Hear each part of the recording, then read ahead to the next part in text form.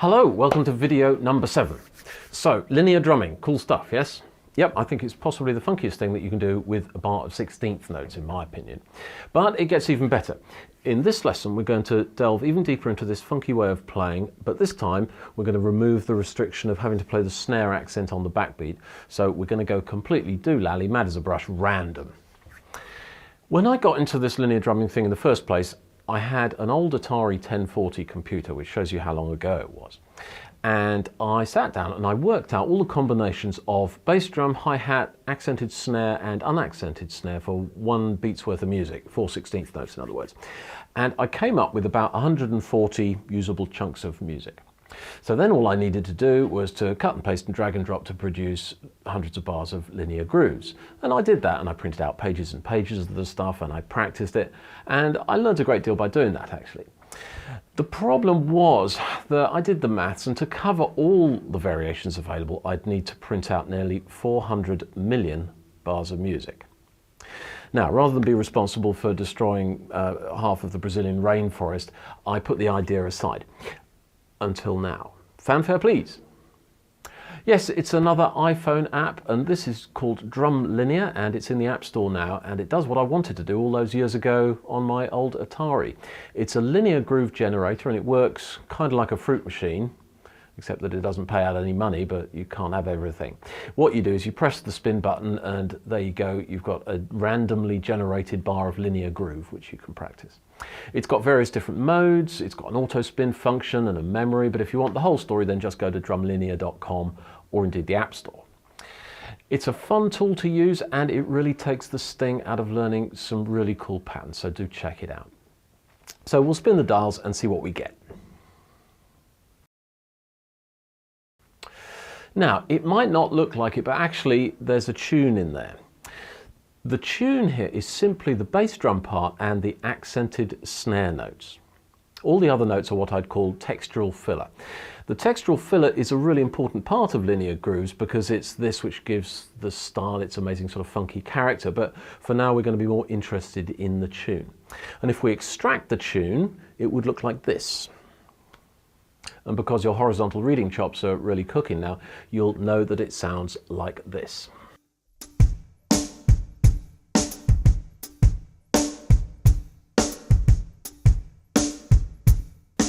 Now, the vitally important thing is to keep that tune in your mind when you practice the linear groove. The filler notes are sly little fellas, and they'll do everything that they can to hide the tune from you. Play the filler notes really quietly and the tune will be revealed. If you play them too loudly, the tune just gets hidden again. So let me show you what I mean.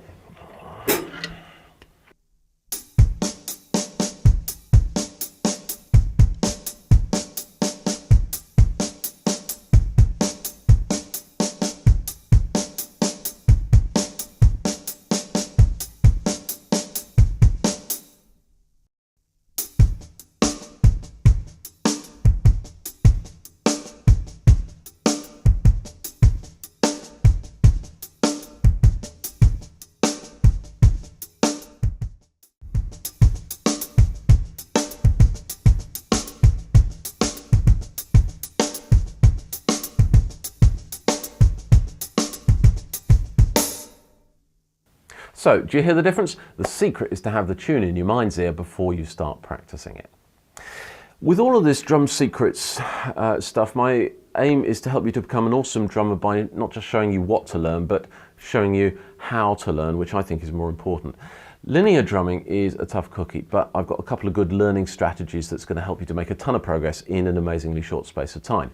And the first rule, obviously, is to play so slowly that you get it right every single time.